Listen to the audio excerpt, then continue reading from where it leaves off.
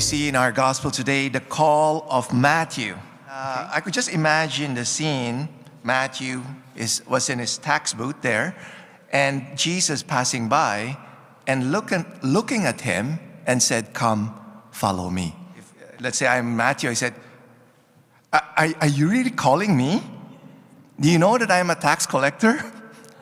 And Jesus said, "Yes, I know." Do you know that I'm hated by my people because of what I'm doing? I'm taxing them and giving the money to the Romans, and I'm adding more to their taxes so that I could keep some for myself. Do you know that? And Jesus said, "Yes, I know." Do you know that I'm a great sinner? Yes, I know. But come, follow me. And we see that Matthew could give many, many reasons not to follow Jesus. He has no credibility. He is a sinner, right? And yet, he trusted the Lord. He trusted that the Lord knows what he's doing. Okay? And we see here how Jesus does not call the qualified.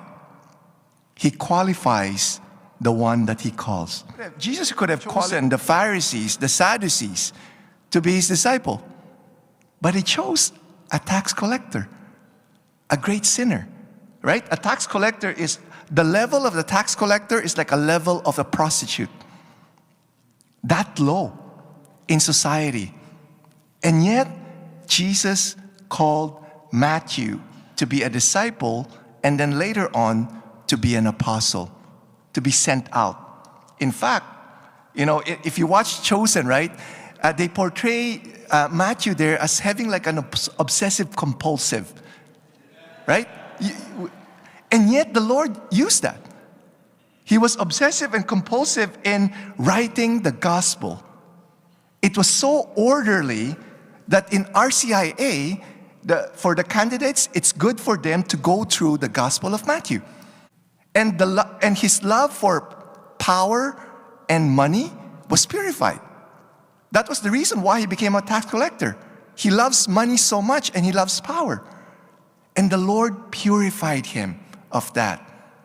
And then he was sent out, right? He was sent out to proclaim the gospel. And that's what all of us are being called to do.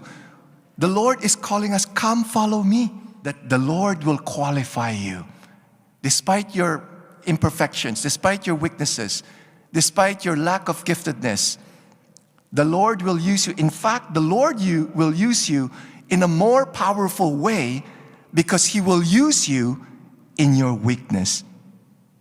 Right? In 2 Corinthians chapter 12, verse 9, it says, "My grace is sufficient, for my power is made perfect in weakness."